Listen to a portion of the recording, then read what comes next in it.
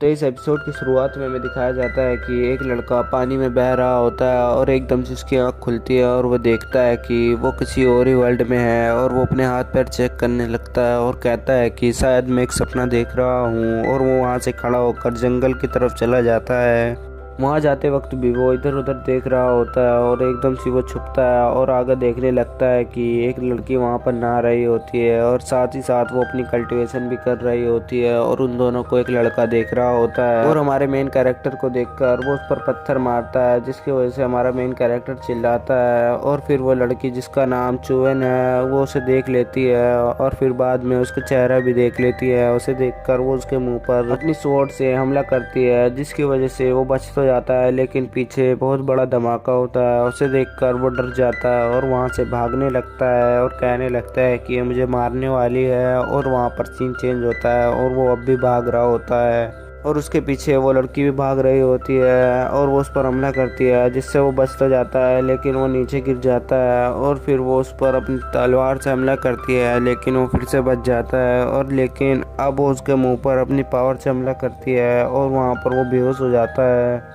और वहाँ हमें दिखाते हैं कि वो अपने सपनों में है और वहाँ पर एक्सप्लेनेशन होने लगता है और वो उसे बताता है कि तुम यहाँ के सेक्ट के जनरल जनबाई के बेटे हो और तुम अकेले बेटे नहीं हो और तुम यहाँ के मैजेस्टी के सन इन लॉ भी हो। और तुम पहले एक बहुत ही शक्तिशाली योद्धा थे लेकिन किसी ने तुम्हारी सारी कल्टीवेशन और तुम्हारी पावर चुरा ली और तुम्हें नदी के किनारे फेंक दिया है। और फिर वो खड़ा होकर कहने लगता है कि ये सारी मेरी यादें हैं। और उसके सामने एकदम से एक सिस्टम आती है और वो उससे कहने लगती है कि तुम मरने वाले हो। और फिर उसकी सिस्टम कहने लगती है कि अगर तुम्हें जिंदा रहना है तो मुझे एक्टिवेट करना होगा और लेवल अप भी करनी होगी। और फिर वो कहने लगता है कि ये मेरा सपना ही है ना। तो फिर वो कहने लगती है कि आगे चल कर अगर तुमने अपने टास्क आसानी से कंप्लीट कर दिए तो मैं तुम्हारे लेवल अप को आसानी से कर दूंगी। और फिर वो कहने लगती है कि तुम्हें इसकी वजह से बहुत सारे ट्रेजर भी मिलेंगे। और फिर से हम जंगल में आते हैं और वहाँ पर हमारा मेन कैरेक्टर जाग जाता है और वो अपना इंट्रोडक्शन देने लगता है और कहने लगता है कि मैं यहाँ के सेक्ट का एम्परर का बेटा हूँ। और वो कहने लगता है कि मैं तुम्हारे जैसे मामूली लड़कियों के पीछे क्यों पड़ूंगा। असल में वो उससे बचना चाहता है। और वहाँ पर उसकी सिस्टम आती है और वो कहने लगती है कि तुमने मुझे सक्सेसफुली एक्टिवेट कर दिया है, इसकी वजह से तुम्हें दो स्किल मिली है। एक तुम अपना फाइनाइट ब्लेड चला सकते हो और दूसरा अपने आसपास शील्ड बना सकते हो। और फिर वो हंसकर कहने लगता है कि अच्छा हुआ कि मुझे इसे चलाना आ गया, अब मैं इसकी वजह से बहुत ताकतवर हो जाऊंगा।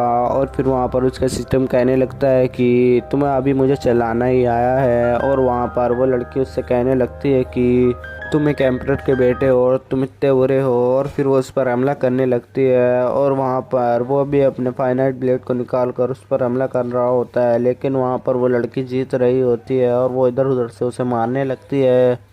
लेकिन मौका मिलते ही अपना मेन कैरेक्टर उसको तलवार मारने ही वाला होता है लेकिन उसका हाथ में से तलवार गायब हो जाती है। और वहाँ पर सिस्टम आती है और कहने लगती है कि अगर तुम्हें इसे और देर तक चलाना है तो तुम्हें मुझे पहले अपडेट करना होगा, उसकी वजह से अभी तुम सिर्फ 15 सेकंड ही चला सकते हो।